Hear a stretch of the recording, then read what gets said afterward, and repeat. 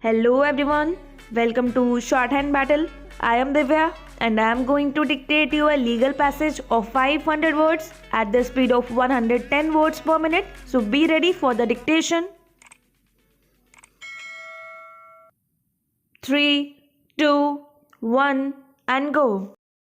Learned Senior Counsel for the State of Gujarat submitted that the learned judge has travelled beyond the scope of an inquiry under Section 438 of the Code of Criminal Procedure and that he had dealt with the matter in such a way that it was almost like passing an order of acquittal.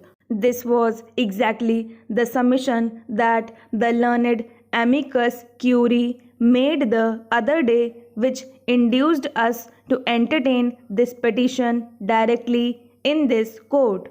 Learned Senior Counsel for the State of Gujarat also submitted that there was no proper application of mind by the learned sessions judge to all the facts available, and considering the gravity of the offence, the circumstances surrounding the transaction, and the position occupied by the respondent, it was a fit case for refusing anticipatory bail. The sessions judge has completely ignored the apprehension clearly expressed by the prosecution that the respondent, if granted bail, would be in a position to influence and coerce the witnesses into retracting statements already made and in not disclosing relevant information to the prosecution. This aspect has been totally ignored by the court while granting bail. Learned Senior Counsel for the respondent submitted in answer that the learned sessions judge has only gone by the parameters drawn for an inquiry into an application under Section 438 of the Code, and the observations made by him are in connection with that inquiry, and it was not correct to characterize the order as almost amounting to an order of acquittal.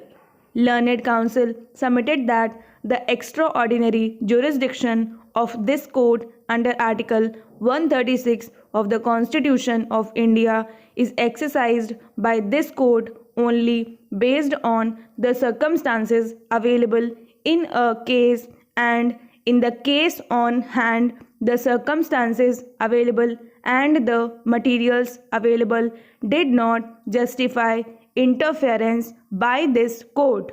He also pointed out that subsequent to the order impugned herein, the respondent has been arrested and enlarged on bail pursuant to the order, and he has made an application for regular bail in the concerned court, and it would be appropriate to leave the matter to be decided by that court while entertaining the application under Section 439 of the Code.